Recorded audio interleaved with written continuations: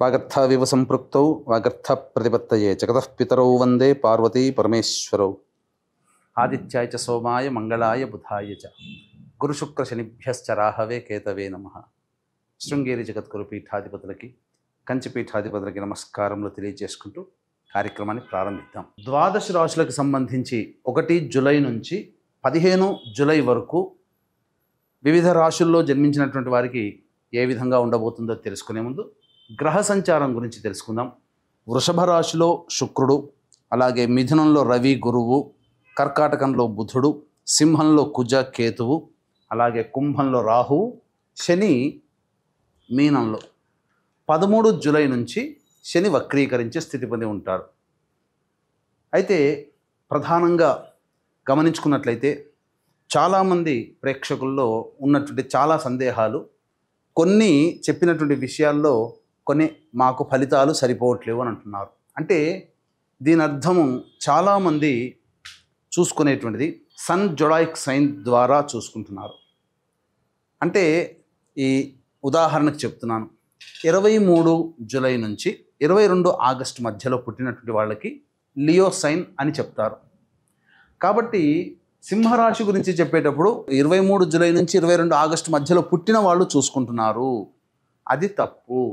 మీరు జన్మించినటువంటి జన్మ తేదీని అనుసరించి ఒక నక్షత్రము, ఆ నక్షత్రాన్ని అనుసరించి రాశి ఉంటుంది, ఆ రాశి ప్రకారమే మీరు చూసుకోవాలి. ఇది సరైనటువంటి విధానము. కొంతమంది నామ నక్షత్రం చూసుకుంటున్నారు. ఉదాహరణకి శ్రీనివాస్ అని చెప్పి అనుకున్నాం అనుకోండి, చాలామంది సి అనే అక్షరం ఈ శతభిష నక్షత్రంలో ఉంటుంది కాబట్టి కుంభరాశికి చూసుకుంటున్నారు, తులారాశికి చూసుకోవాలి. కృష్ణవేణి అన్నప్పుడు మిథున రాశి చూసుకుంటున్నారు, అది కూడా తులారాశి, అలా చూసుకోవాలి. కాబట్టి మనం అనేక విధాలుగా ఈ శాస్త్ర ప్రకారము మనకు ముందుకు వెళ్ళినట్లయితే తప్పకుండా ఆ ఫలితాలు అనేటువంటివి మనకు సరిపోతాయని చెప్పవచ్చు. ఇక ఆలస్యం చేయకుండా వివిధ రాశుల వారికి ఈ 1 జూలై నుంచి 15 జూలై వరకు ఏ విధంగా ఉండబోతుంది, ఆదాయ వ్యయాలు, ఖర్చులు, అలాగే పరిస్థితుల అనుకూలత, ఇవన్నీ కూడా క్లుప్తంగా మనం తెలియజేసుకునే ప్రయత్నం చేద్దాం. ద్వాదశ రాశులలో భాగంగా 4వదైనటువంటి కర్కాటక రాశిలో జన్మించినటువంటి వారికి 1 జూలై నుంచి 15 జూలై వరకు ఏ విధంగా ఉండబోతుందో తెలుసుకునే ప్రయత్నం చేద్దాం. ప్రధానంగా ఈ యొక్క శుక్రగ్రహ సంచార ప్రభావము అనుకూలంగా లేని కారణం చేత విలువైనటువంటి వస్తువులని కోల్పోతారు. బంగారము, వెండి ఆభరణాలు లాంటివి కానీ, లేదా విలువైన ఎలక్ట్రానిక్ వస్తువులు, మొబైల్ ఫోన్స్, గ్యాడ్జెట్స్ లాంటివి ఏదైనా కానీ ఖరీదైనటువంటి వస్తువుల్ని మీరు కోల్పోయే అవకాశము గోచరమవుతుంది. ముఖ్యంగా స్త్రీలతో మాట్లాడేటప్పుడు జాగ్రత్తలు పాటించండి. వాగ్వివాదాలు కలుగుతాయి. ఇంట్లో వారైనా, బయట వారైనా, తోటి ఉద్యోగస్తులైనా, వ్యాపారంలో ఈ యొక్క కార్యక్రమాలు జరిపేటువంటి వాళ్ళైనా, అనగా కస్టమర్స్తో కానీ, వీళ్ళందరితో జాగ్రత్తలు పాటించండి. అనుకూలంగా శుక్రగ్రహం లేదు కాబట్టి మీరు దైవానుగ్రహాన్ని, అమ్మవారి అనుగ్రహాన్ని పొందే ప్రయత్నం చేస్తే చాలా మటుకు శుభ ఫలితాలు కలుగుతాయి. ఇక 12వ ఇంట రవి గురువు యొక్క సంచార ప్రభావం. రవి సంచారం అనుకూలంగా లేదు. ధనపరమైనటువంటి సమస్యలు ఎక్కువగా ఉంటాయి. కుటుంబానికి దూరంగా ఉండాల్సినటువంటి పరిస్థితి రవి సంచార ప్రభావం వల్ల కలుగుతుంది. అనవసరమైనటువంటి వృధా ప్రయాణాలు కలుగుతాయి. కానీ గురు సంచారము అనుకూలంగా ఉన్నటువంటిది. దైవానుగ్రహాన్ని పొందే ప్రయత్నం చేస్తారు.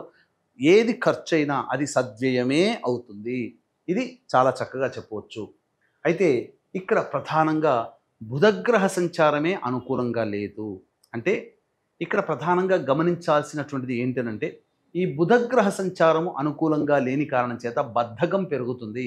ఏ పని చేయాలన్నా పోస్ట్పోన్మెంట్ ఆఫ్ వర్క్, ప్రతిదీ వాయిదా వేసుకుంటుంటారు. అట్లాగే మీకు జరిగే పనులు కూడా వాయిదా అవుతుంటుంది. అనగా ఒక పని కోసం తయారై వెళదాం అనుకునేసరికి అది క్యాన్సిల్ అయిపోయి మళ్ళీ పోస్ట్పోన్ అవుతుంది. ఇలా అన్నమాట. సో ఏది కూడా ఒక పట్టాన ఈ బుధగ్రహ సంచార ప్రభావం అనుకూలంగా లేని కారణం చేత జరుగుతుంది. అది ఆశ పెట్టే విధంగా ఉంటుంది. ముందుకి వెనక్కి జరుగుతుంది. ఇక కుజకేతుల యొక్క సంచార ప్రభావము అనుకూలంగా లేదు. ఈ కారణం చేత జరిగేటువంటి నష్టం ఏమిటి? అనవసరముగా ఇతరులతో వాగ్వివాదాలు జరుగుతాయి. నోటి మాటలతో ఇబ్బందులు పడాల్సినటువంటి పరిస్థితి. కాబట్టి తగ్గి ఉండాల్సినటువంటి పరిస్థితి ఈ యొక్క కర్కాటక రాశిలో జన్మించినటువంటి వారికి కలుగుతుంది. ప్రధానంగా ధన వ్యయం అధికంగా ఉంటుంది. మీరు చేస్తున్నటువంటి వృత్తి వ్యాపారాలలో ఖచ్చితంగా ఇబ్బందులు ఎదుర్కొంటారు, శత్రువులు పెరుగుతారు, ఇతరులు మీ మీద పై చేయి సాధిస్తారు, తద్వారా మీరు దిగువ స్థాయికి పడిపోయే అవకాశం ఉంటుంది. కాబట్టి జాగ్రత్తలు పాటించండి. రాహుగ్రహ సంచార ప్రభావం ప్రధానంగా అనుకూలంగా లేదు. ఈ కారణం చేత ప్రధానంగా ఈ సర్వికల్ ప్రాబ్లమ్స్ అంటే నడుము నుంచి పాదాల వరకు మీకు ప్రతికూలతలు అనగా ఆ సంబంధించినటువంటి నాడీ కణజాలం మీకు అనుకూలంగా లేని కారణం చేత ఎక్కువగా నడుము నొప్పులు కానీ, కాళ్ళ నొప్పులు కానీ, కీళ్ళ నొప్పులు కానీ ఎక్కువగా అనారోగ్యం చేసే అవకాశం ఈ రాహుగ్రహ సంచార ప్రభావం వల్ల కలుగుతుంది.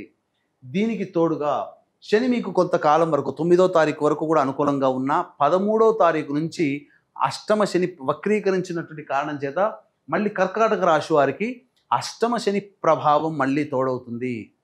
ఈ కారణం చేత కొంత ఇబ్బందికర పరిస్థితులు, మానసికంగా ఆందోళన, ఏదో ఒక భయము మిమ్మల్ని శని వక్రీకరించినట్టు కారణం చేత 9వ తారీఖు నుంచి దాని ప్రభావం మీకు గోచరమవుతుంది. కాబట్టి జాగ్రత్తలు పాటించండి. తర్వాత చెప్పొచ్చేది ఏమిటంటే ఈ యొక్క కర్కాటక రాశి వారికి మొన్నటి వరకు చాలా అద్భుతంగా ఉంది అని చెప్పారు, ఇప్పుడేంటి ఇలా చెప్తున్నారనే ఆలోచన మీకు కలుగుతుంది. ఒక్క గురువు తప్ప మిగతా ఏ గ్రహాలు కూడా అనుకూలంగా లేవు. కాబట్టి దైవానుగ్రహం తప్పకుండా పాటించాల్సినటువంటి పరిస్థితి, దైవానుగ్రహాన్ని పొందాల్సినటువంటి పరిస్థితి. ఇట్టి దైవానుగ్రహం అందరికీ అందించాలనేటువంటి ఒక సదుద్దేశంతో వారాహి నవరాత్రుల సందర్భంగా దశమి స్వాతి నక్షత్రం కలిసినటువంటి అద్భుతమైనటువంటి రోజు అనగా జూలై 5వ తారీఖు రోజున సాయంత్రం 7 గంటలకి ఈ 9 వారాహి దేవతల యొక్క హోమాలు అనగా మీ జాతకరీత్యా విద్య, వివాహం, ఉద్యోగం, దాంపత్యం, అనారోగ్యం, శత్రు సమస్యలు, ముఖ్యంగా కోర్టు సమస్యలు, గృహ సమస్యలు ఇవన్నీ తీరడం కోసం 9 వారాహి దేవతల యొక్క హోమాలు, వీటితో పాటుగా మేష, మిథున, కర్కాటక, సింహ, కన్య, వృశ్చిక, ధనస్సు, కుంభ, మీన రాశుల్లో జన్మించినటువంటి వారికి శనిదోష పరిహారార్థమై శనిదోష నివారణ హోమాలు సశాస్త్రీయంగా సాయంత్రం 7 గంటలకి ప్రారంభమవుతాయి. 5వ తారీఖు రోజున 5 గంటల లోపల మీరు నమోదు చేసుకోవచ్చు మీ గోత్రనామాలు. ఈ కార్యక్రమంలో నమోదు చేసుకున్నటువంటి వాళ్ళకి శక్తిపాతము చేయబడినటువంటి శంకరంగలీమాలని అందివ్వడం జరుగుతుంది. ఇక ఈ యొక్క రాశిలో జన్మించినటువంటి స్త్రీలు ప్రధానంగా జాగ్రత్తలు పాటించండి. ఇంతకుముందు మీరు ఎక్కడైతే గౌరవాన్ని పొందారో అక్కడే మళ్ళీ తిరిగి అగౌరవాన్ని పొందుతారు. ప్రధానంగా డబ్బులలో నష్టపోతారు. ఇతరులని గుడ్డిగా నమ్మి మీరు మాట వాగ్దానం కానీ, ధనపరమైనటువంటి వ్యవహారాలు కానీ చేయకండి. మీకు సమయం అనుకూలంగా లేదు కాబట్టి తగ్గి ఉండే ప్రయత్నం చేయండి. మీ మాటకి ఎదురు తిరిగే కుటుంబ సభ్యులు మీకు ఉంటారు కాబట్టి జాగ్రత్తలు పాటించండి. అందరితో ప్రేమగా ఉండే ప్రయత్నం చేయండి. ఈ రాశిలో జన్మించినటువంటి మహిళలకి వివాహ సంబంధాల విషయాల్లో కాస్త జాగ్రత్తలు పాటించాలి. వివాహ ప్రయత్నాలు వాయిదా వేసుకోవడమే చాలా మంచిది. శ్రావణ మాసం నుంచి అనుకూలంగా ఉండే అవకాశం ఉంటుంది. అలాగే సంతానపరమైనటువంటి విషయాల్లో జాగ్రత్తలు పాటించాలి. డాక్టర్ల యొక్క సలహాలు, సూచనలు పాటించాల్సినటువంటి పరిస్థితి. ఇక ఈ రాశిలో జన్మించినటువంటి వారికి 1వ తారీఖు నుంచి 15వ తారీఖు వరకు, జూలై 15వ తారీఖు వరకు దైనందిన కార్యక్రమాల్లో ఆదాయము, ఖర్చులు, మానసికమైనటువంటి పరిస్థితుల గురించి తెలియజేసుకుందాం. ప్రధానంగా 1వ తారీఖు రోజున కుటుంబంలో వాగ్వివాదాలు పెరుగుతాయి, మీ మాట విలువకి ఉండదు. అలాగే ధనపరమైనటువంటి ఖర్చులు కూడా అధికంగా ఉంటాయి. ప్రశాంతత లేని జీవితాన్ని గడుపుతారని చెప్పవచ్చు. 2, 3 తారీఖుల్లో ఇతరుల సహాయ సహకారాలు ఉండడం వల్ల సమస్యల్ని పరిష్కరించుకోగలుగుతారు. రాని బాకీలు వసూలయ్యే అవకాశం ఉంటుంది. అన్ని విధాలుగా ఆనందదాయకంగా ఉంటుంది. ఇతరులతో విందుల వినోదాల్లో స్నేహితులతో పాల్గొంటారని చెప్పవచ్చు.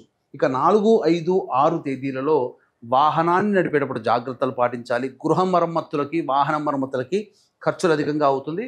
విలువైన వస్తువుల్ని కోల్పోయే అవకాశం 4, 5, 6 తారీఖుల్లో ఉంటుందని చెప్పవచ్చు. ఇక 7, 8 తారీఖుల్లో చూసుకుంటే మీ ఆరోగ్యం పట్ల శ్రద్ధ వహించాల్సినటువంటిది.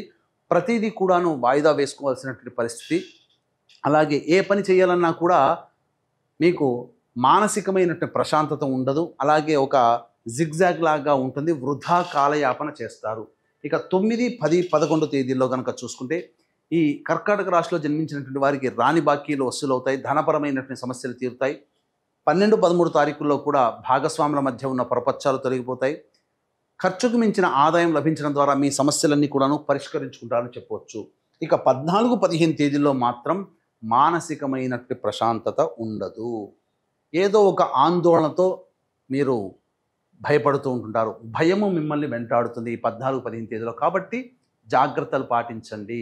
ఏతావాతా చెప్పొచ్చేది ఏమిటంటే 14, 15, 1, 4, 5, 6 తారీఖుల్లో మీరు ధనపరంగా జాగ్రత్తగా ఉండాలి, మాటపరంగా కుటుంబపరంగా జాగ్రత్తగా ఉండాలి. మిగతా అన్ని విషయాలు కూడాను ఆనందదాయకంగా ఉంటాయి.